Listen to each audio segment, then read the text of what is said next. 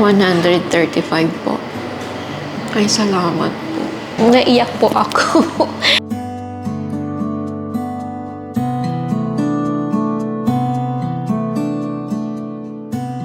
Ako po si Rebecca Catuna Hulorte.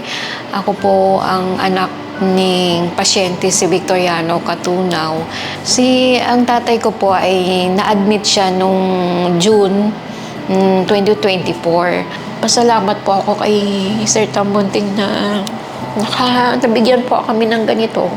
Kasi habang buhay po siya, may gamot po. Ang dami po niyang gamot.